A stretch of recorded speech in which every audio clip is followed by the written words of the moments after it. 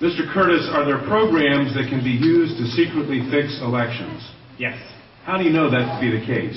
Because in October of 2000, I wrote a prototype for Congressman Tom Feeney at the company I worked for in Oviedo, Florida, that did just that. And when you say did just that, it would rig an election? It would flip the vote 51-49.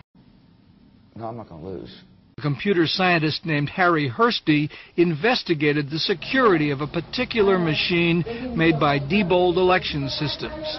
He found that hackers could reprogram the memory cards to make the machines either completely shut down or throw votes to a different candidate. What Mr. Hursty discovered in Utah is the most serious vulnerability that we've ever seen in a voting system. This particular vulnerability is serious enough that you can affect multiple machines from a single attack. That's what makes it so dangerous. I can't talk about it in any more detail than that because we're trying to keep the technical details of this vulnerability secret until the problem is fixed.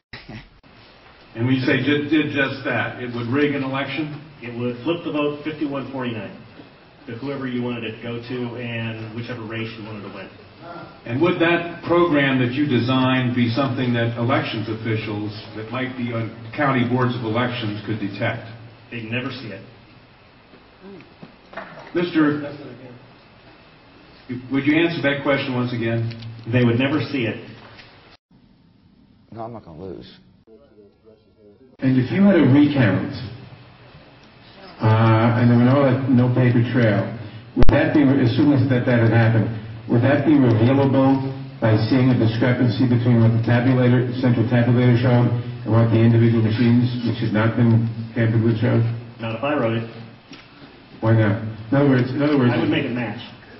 You could work back from the tabulator to the individual machines, so that the tabulator would tell the machines to switch their results? Yes. It talks both ways. You can flip it to whatever you need. And they actually do talk to each other, yes. the machines and the tabulator. As long as it's hooked up, as long as it's networked together, they could talk to each other. So in other words, there's absolutely no assurance whatsoever on anything with regard to these machines? Absolutely none, unless you look at the source code and make sure it's safe before it goes out. Thank you very much. Thank you. Congressman Mathers. You've been reporting, as I have our colleagues, for months now, on what is going on with these things. I mean, it is mind-boggling. You can see these county registrars in small and city registrars and small communities all across the country trying to deal with this. The federal government endorsing it, and it looks like a complete nightmare.